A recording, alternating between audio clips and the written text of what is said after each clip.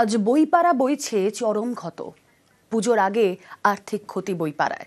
গতকাল দুর্যোগে জলমগ্ন কলেজ স্ট্রিট। যে ছবি আপনারা দেখছেন, জলে ভিজে গিয়েছে প্রচুর বই। এভাবেই নষ্ট হয়ে গিয়েছে বইগুলো। ভেঙেছে কিছু ছোট বইয়ের দোকান। ভিজে বই শুকনো করছেন বিক্রেতারা। সম্পূর্ণ নষ্ট বই ফেলে দেওয়া ছাড়া তো কোনো উপায় নেই। আর্থিক ক্ষতির মুখে বইপাড়ার বিক্রেতারা। এই সকাল থেকে এসে পরিষ্কার পরিচ্ছন্ন করছি, বই তো সব ভিজে গেছে, যা দোকানে ছিল হাফ বই তো ম্যাক্সিমাম ভিজে গেছে। অনেক ক্ষয়ক্ষতির সম্মুখে আমরা হয়েছি বইওয়ালারা। এরকমভাবেই চলছে, এই বইটাই সুপুর দিয়েছি, দেখা যাক কি হয়। দোকানে জল ঢুকেছিল?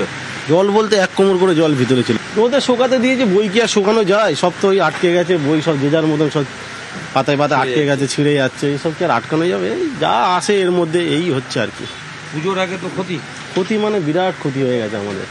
এমনি তো ব্যবসা বাণিজ্য সেরকম নেই, সব অনলাইন হয়ে তারপরে আমাদের বইপত্র ভিজে গেছে। যদিও 2-1 কাস্টমার, তার তো কোনো সম্ভাবনাই নেই। যা অবস্থা আমাদের হয়ে গেছে, অনেক বড় ক্ষতি হয়ে গেছে আমাদের।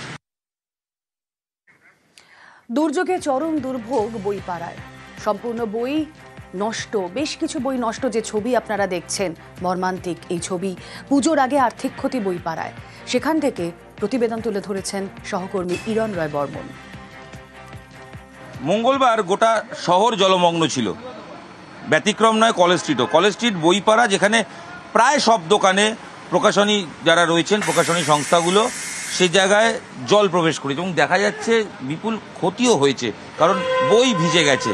যে বইগুলোকে বাঁচানো সম্ভব হয়েছে সেই বইগুলোকে রোদে শুকানোর কাজ চলছে এবং রোদের মধ্যে রেখে যদি শুকিয়ে নেওয়া যায়, অন্তত কিছু বই বাঁচানো যায়, সেই চেষ্টা কিন্তু ইতিমধ্যেই করা হচ্ছে প্রকাশনী সংস্থা এবং দোকানদার যারা রয়েছেন তাদের পক্ষ থেকে। তবে তারা বলছেন যে অনেক বই নষ্ট হয়েছে এবং যেগুলোর সত্যি আর কোনোভাবে শুকিয়ে নিলেও বিক্রি করা হয়তো সম্ভব হবে না। তাই আর্থিক ক্ষতিও তারা পুজোর আগে সম্মুখীন হলেন। ক্যামেরায় খোকনের সাথে ইরণ রায় বর্মন, নিউজ 18 বাংলা।